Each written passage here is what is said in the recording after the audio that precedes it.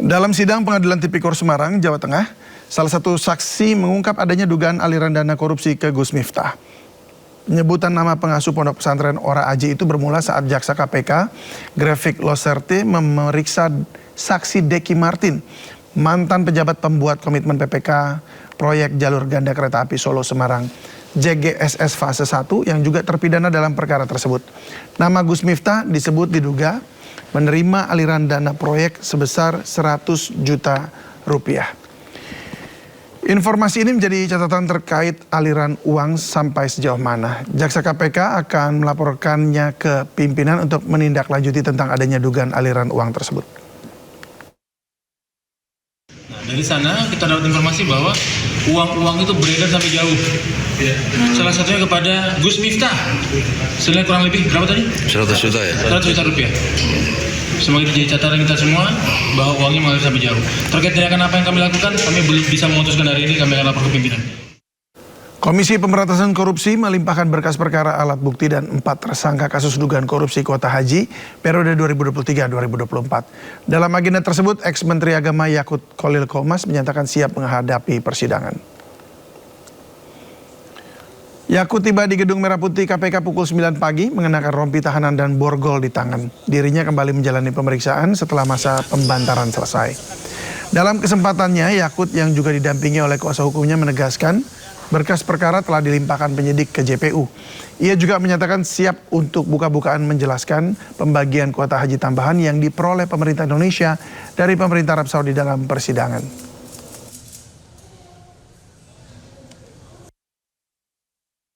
Gus, ada yang mau disampaikan Gus? Gimana Gus? Ya alhamdulillah udah P21 hari ini. Dan insya Allah kita akan segera menghadapi persidangan agar terbuka mana yang benar, mana yang salah. Ya tadi Gus menyatakan bahwa akan mengungkap itu apa yang mau diungkap? Ya apa yang belum terungkap nanti di persidangan ya. Maksudnya mau dibongkar itu gimana Gus? Nanti di persidangan ya Mas ya. Sabar. Bedanya di sini sama persidangan nggak beda-beda amat Gus. Ya nanti dilihat.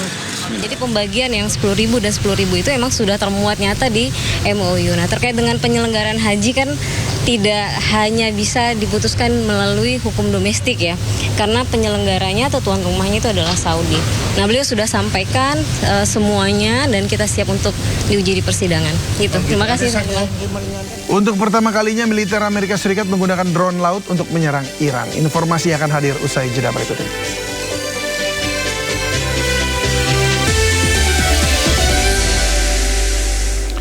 Ribuan aparatur sipil negara di Jawa Barat diduga bermain judi online. Pemprov Jabar mulai memeriksa para ASN dan jika terbukti akan dijatuhi sanksi berat hingga pemecatan.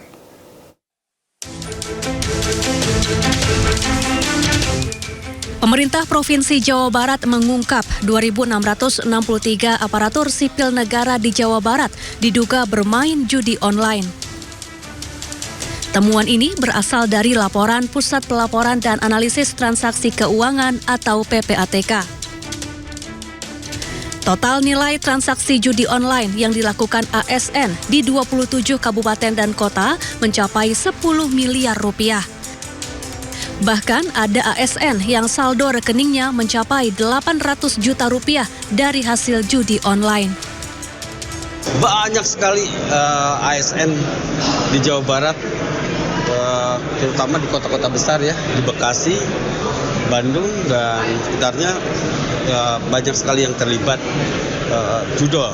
Saya berharap kita segera menindaklanjutinya, para inspektorat di kota kabupaten untuk segera memanggil para ASN yang terlibat judol tersebut, memberikan sanksi ya sesuai dengan aturan yang berlaku. Kenapa temuan Bapak bagaimana seperti temuan Bapak menemukan? Saya waktu itu silaturahmi dengan Kepala PPATK Pusat, Kang Ivan, kebetulan orang Jawa Barat, bisa ngobrol. Di akhir pertemuan itu beliau sampaikan, Kang hati-hati, Jawa Barat judulnya sudah sangat meresahkan. Pemprov Jawa Barat membentuk tim gabungan yang terdiri dari Badan Kepegawaian Daerah, Inspektorat dan Biro Hukum untuk memberantas judi online di lingkungan Pemprov Jabar. Dari Bandung, Jawa Barat, Ervan David, iNews melaporkan.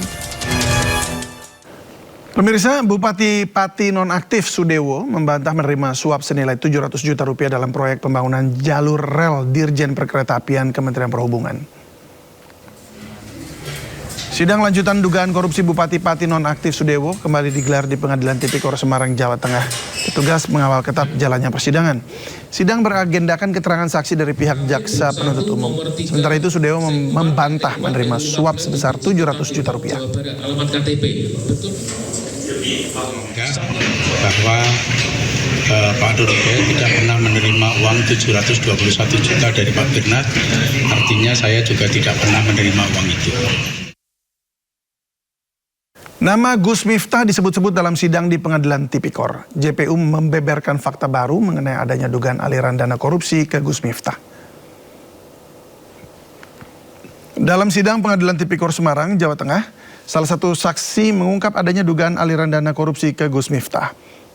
Penyebutan nama pengasuh pondok pesantren Ora Aji itu bermula saat jaksa KPK, Grefik Loserte, memeriksa saksi Deki Martin, mantan pejabat pembuat komitmen PPK proyek jalur ganda kereta api Solo Semarang JGSS fase 1 yang juga terpidana dalam perkara tersebut. Nama Gus Miftah disebut diduga menerima aliran dana proyek sebesar 100 juta rupiah. Informasi ini menjadi catatan terkait aliran uang sampai sejauh mana. Jaksa KPK akan melaporkannya ke pimpinan untuk menindaklanjuti tentang adanya dugaan aliran uang tersebut.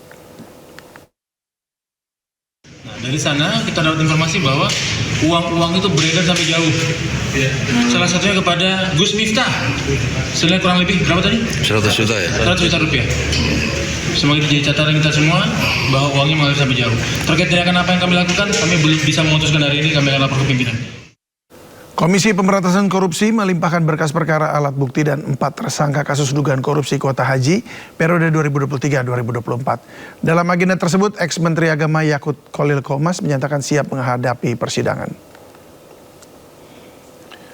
Yakut tiba di Gedung Merah Putih KPK pukul 9 pagi mengenakan rompi tahanan dan borgol di tangan. Dirinya kembali menjalani pemeriksaan setelah masa pembantaran selesai. Dalam kesempatannya, Yakut yang juga didampingi oleh kuasa hukumnya menegaskan berkas perkara telah dilimpahkan penyidik ke JPU. Ia juga menyatakan siap untuk buka-bukaan menjelaskan pembagian kuota haji tambahan yang diperoleh pemerintah Indonesia dari pemerintah Arab Saudi dalam persidangan.